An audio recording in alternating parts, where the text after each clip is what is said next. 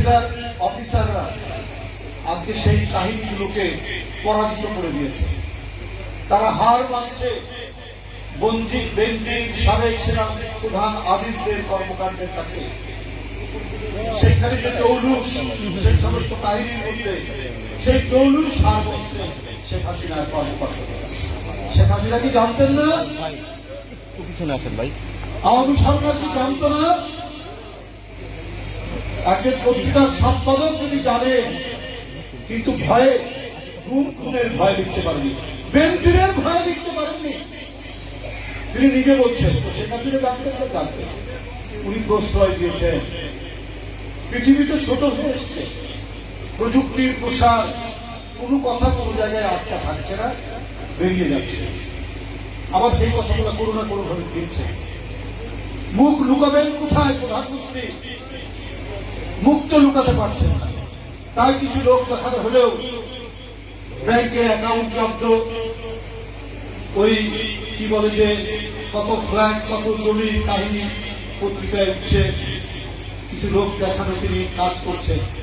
কিন্তু অত্যন্ত স্পষ্ট ভাবে বোঝা যায় যে না, প্রধানমন্ত্রী এবং আওয়ামী সরকারের প্রশ্রয়ে এই কাজগুলো হয়েছে। আজকে বেনজির কোথায়? বেনজির সাহেবের কোনো আওয়াজ নেই কেন? জনগণ বিশ্বাস করে তাকে এয়ারপোর্ট দিয়ে বিদেশে পাচার করে দেওয়া হয়েছে, পার করে দেওয়া হয়েছে। এবং যাওয়ার আগে যে সমস্ত এমনকি বহু আপনার গণমাধ্যম, সে গণমাধ্যমে হচ্ছে, প্রকাশিত হচ্ছে, প্রকাশিত হচ্ছে প্রতিদিন। তার ব্যাংকের অ্যাকাউন্ট থেকে টাকা নেয়, ফ্ল্যাট বিক্রি হয়ে যাচ্ছে, তারপরে টাকা পয়সা মাল মশলা সব দিয়ে বেনজির সাহেব হয়তো দেশের বাইরে চলে যাওয়ার সুযোগ করে দিয়েছেন প্রধানমন্ত্রী এবং আওয়ামী সরকার। এটাই বাস্তব এবং এইটাই সত্য। একটা বেনজিরের কাহিনী না, হাজার হাজার বেনজির শেখ হাসিনা সৃষ্টি করছে। কারণ তাকে অবৈধভাবে ক্ষমতায় থাকতে হবে, তাদের ভোটার দরকার নেই, তাদের অবাধ সুষ্ঠু নির্বাচন দরকার নেই, তাদের দাবি নির্বাচনই হচ্ছে একমাত্র উপাসনা। এই কারণেই তারা এই সমস্ত কিছুকে তারা ত্যায্য করেছে, তালাক দিয়েছে। অবাধ সুষ্ঠু নির্বাচন, ভোটার, জনগণ সব তালাক দিয়েছে। তালাক দিয়ে তারা আপন করে নিয়েছে এই সমস্ত অফিসার। এরাই তাকে দিয়ে এটার বিরুদ্ধে উনি তো যেতেই পারেন না, এবং তাই তিনি পাচ্ছেন না। তার খেসারত দিতে হচ্ছে জনগণকে। আপনারা জানেন যে শিশুটি এখন জন্ম নিচ্ছে, তার মাথায় ঋণ চাপছে 1.5 লক্ষ টাকা, মাথা পিছু ঋণ হচ্ছে 1.5 লক্ষ টাকা।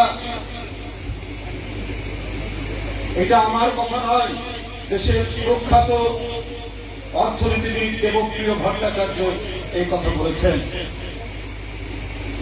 এর কি উত্তর আছে প্রধানমন্ত্রী আপনার কাছে?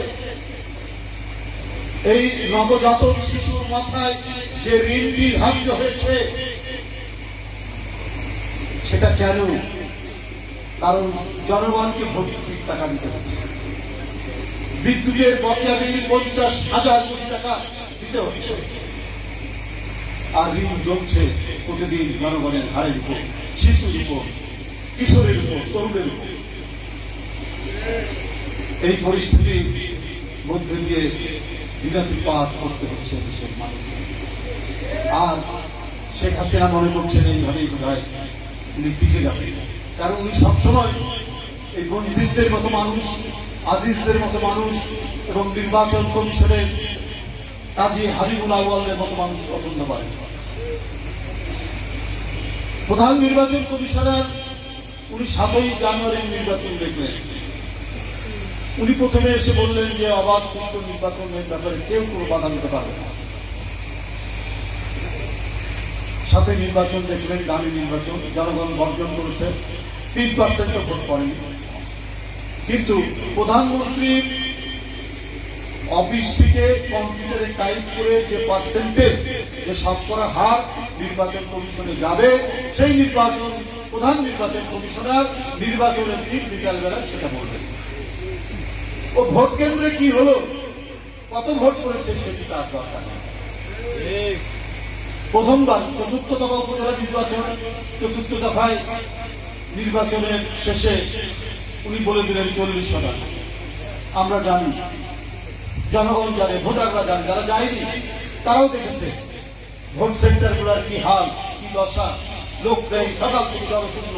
ওই যে সেলিম ভাই বলেছেন হাঁস রাজহাঁস বিচরণ করেছে। কতগুলা আমরা জিনিস দেখেছি শেখ হাসিনার নির্বাচনে, নতুন নতুন কিছু প্রাণী দেখি। 14 যে নির্বাচন বিএনপি বয়কট করেছে, তখন দেখা গেছে গরু ছাগল, কুকুর গরু ছাগল। দামি নির্বাচন যেটি গেল, যেটা বর্জন করেছে সমস্ত গণতন্ত্রকামী বিরোধী দল, সেখানে দেখা গেল গরু ছাগলের পাশাপাশি কুকুরের পাশাপাশি বানর। এইবার দেখা গেল রাজহাঁস আর হাঁস এরা বিতরণ করছে, মানুষ নেই।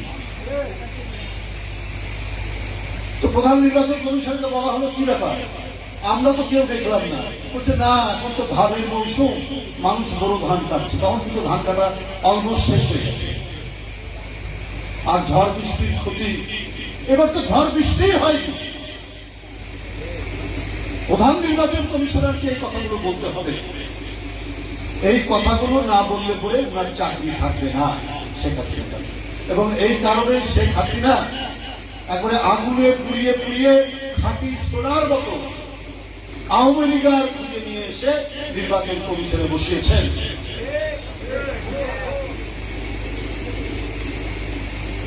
প্রধান নির্বাচন কমিশনার উনি বললেন যে এই গ্রামীণ নির্বাচনে, মানে আমরা বলি গ্রামীণ নির্বাচন, উনি তো বলেন যে একবারে খুব ফ্রেশ একটা নির্বাচন, এখানে মন্ত্রী এমপিদের কেউ প্রভাব বিস্তার করতে পারবে না। তো প্রভাব বিস্তার করার দরকার কি? ওই নির্বাচন তো একতরফা নির্বাচন, ওখানে তো বিরোধী দল অংশগ্রহণ করছে না। উভয় পক্ষই তো কেউ মন্ত্রীর শালা, না হলে কেউ এমপির ভগ্নিপতি। প্রভাব বিস্তার করার দরকার কি? সবই তো ওরা ওরাই, আমরা আর মামুরা, আমরা আর খালুরা, আমরা আর চাচারা। ওখানে আর কি প্রভাব বিস্তার করার প্রয়োজন আছে? এই যে মানে আমাদের অদ্ভুত কিন্তু রূপকার নির্বাচন কমিশন, সেই নির্বাচন কমিশন একটার পর একটা সাফল্য দেখালেন। সেই সাফল্যে শেখ হাসিনা খুব সন্তুষ্ট হয়ে এখন তাদের বেতন বাড়াচ্ছে। প্রধান নির্বাচনের কমিশনের বেতন হবে 1,05,000 টাকা।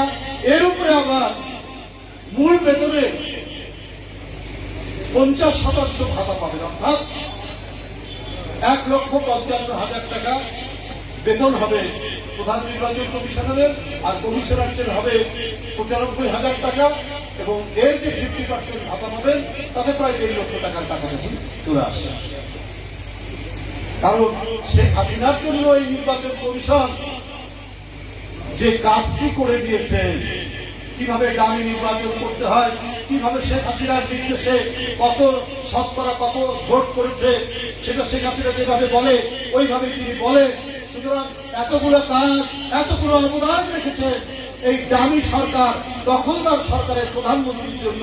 তাই খুশি হয়ে অত্যন্ত আনন্দ চিত্তে প্রধানমন্ত্রী এখন নির্বাচন কমিশনারদের, প্রধান নির্বাচন কমিশনারের বেতন বাড়িয়ে দিয়েছে। এরপর আরেকটা মজার ব্যাপার কি জানেন, নির্বাচন পদ্ধতি দেখার জন্য প্রধান নির্বাচন কমিশনার এবং রাষ্ট্রপতি রাশিয়া যাচ্ছে। মানে আপনাকে যদি কেউ এসে বলে কাঁঠাল গাছে ভাই আমাদের বাড়িতে আসেন, কাঁঠাল গাছে আম ধরেছে, আপনাকে দেখাবে। ঘটনা কিন্তু তাই যে রাশিয়াতে গণতন্ত্রের লেশ মাত্র নাই। পুতিন যুগ যুগ ধরে উনি ক্ষমতায় এবং আজীবন তিনি ক্ষমতায় থাকবেন, এটা আইন করে নিয়েছে। সেখানে নামমাত্র 5 বছর একটা ওই রকম শেখ হাসিনার চাইতেও নিকৃষ্ট মানে বা শেখ হাসিনার মতো নির্বাচন পুতিন সাহেব করেন। সেখানে যাচ্ছেন রাষ্ট্রপতি, সেইখানে যাচ্ছেন প্রধান নির্বাচন কমিশন। মানে জনগণের সাথে তামাশা, জনগণের সাথে মস্করা, জনগণের সাথে রসিকতা করা কতক্ষণই করা যায় শেখ হাসিনা সেটা দেখাচ্ছে। তাই বন্ধুরা আমার, আজকে এইরকম একটি ভয়ঙ্কর নৈরাজ্যকর পরিস্থিতি, মানুষ ভয় ভীতির মধ্যে। কারণ কেউ সত্য কথা বলবে বলে তাকে জেলে যেতে হবে, কারাগারে যেতে হবে। সত্য কথা বলার অধিকার নেই। বিএনপির লোক যদি মারা গিয়ে কবরে থাকে তার নামে মামলা হয়। এটাই বাংলাদেশ। এই বাস্তবতার বিরুদ্ধে শেখ হাসিনার অধীনে কোন নির্বাচন কখনো অবাধ, সুষ্ঠু, নিরপেক্ষ হতে পারে? যেখানে তার বসম্পদ, যেখানে তার শেখ হাসিনার ব্যক্তিগত ম্যানেজার, নায়েব, চাকর বাকর দিয়ে তিনি প্রশাসন সাজিয়েছেন, নির্বাচন কমিশন সাজিয়েছেন, সেইখানে জনগণকে তো আগেই দূরে ঠেলে দেওয়া হয়েছে, জনগণকে শত্রুপক্ষ বানানো হয়েছে। সুতরাং আমাদের বিকল্প কিছু নেই, জনগণের শক্তি নিয়ে রাস্তায় দাঁড়ানো ছাড়া। একমাত্র শক্তি আমাদের একটা হচ্ছে আল্লাহর কাছ থেকে দোয়া চাওয়া, আল্লাহর আশীর্বাদ নেওয়া, আর জনগণের শক্তি। না হলে এই দেশ, এদেশের মানুষ চিরদিনের জন্য গোলামীর জিঞ্জির পরিধান করতে হবে। আমি এদেশের ঘনজন্মা মহান রাষ্ট্রপতি, দূরদর্শী রাষ্ট্রনায়ক, যিনি এই দেশটিকে একটি টেকসই অর্থনৈতিক উন্নয়নের কাঠামোর উপর দাঁড় করেছিলেন, যিনি বাকশালের একদলীয় অন্ধকার গুহা থেকে বহুদলীয় গণতন্ত্র দিয়েছিলেন, যিনি রাজনৈতিক দল বিএনপি গঠন করার পরেও ভিন্ন মতের রাজনৈতিক দলগুলোর উপর নিপীড়ন চালাননি, তাদেরকে অবাধে রাজনীতি করার সুযোগ দিয়েছেন। প্রতি বছরে নয়, এক যুগেও নয়, শতাব্দীতে এই ধরনের একজন রাষ্ট্রনায়কের হৃদয়। বন্ধুরা আমার, তার আজকে ৪৩তম শাহাদাত বার্ষিকীতে হোমনা উপজেলার আপনাদের আজকের আলোচনা সভায় আমাকে অতিথি করে করায় আমি অত্যন্ত কৃতজ্ঞ আপনাদের প্রতি। আপনাদেরকে আন্তরিক ধন্যবাদ জানাচ্ছি। আমাদেরকে উচ্চ কণ্ঠে অঙ্গীকার করতে হবে যে গণতন্ত্রের প্রতি আজকের এই শাহাদাত বার্ষিকীর এই তার পতাকা নিয়ে যিনি গণতন্ত্রের জন্য অবিচল থেকেছেন, যিনি জুলুম বুঝতে পেরেও তিনি বাংলার মাটি থেকে তাকে সরানো যায়নি, সে গণতন্ত্রের প্রতীক, গণতন্ত্রের মা, দেশনেত্রীর মুক্তির জন্য আমাদের সংগ্রাম, তার উন্নত চিকিৎসার জন্য আমাদেরকে রাস্তায় দাঁড়াতে হবে। গোটা জাতিকে ঐক্যবদ্ধ করে যিনি আমাদের এখন নেতৃত্ব দিচ্ছেন, তিনি দূরে আছেন কিন্তু তার বিরুদ্ধে মামলা, হিংসা, প্রতিহিংসা, শেখ হাসিনার প্রতিটি এত আঘাত করার পরও তিনি নেতৃত্ব দিচ্ছেন গণতন্ত্র সেনাবাহিনী। তিনি এই বাংলাদেশে সেই নেতৃত্ব দেবেন। আমরা সেই সংগ্রাম, সেই আন্দোলনের অঙ্গীকার করবো আমরা সবাই মিলে। এই বলে আমার বক্তব্য শেষ করছি।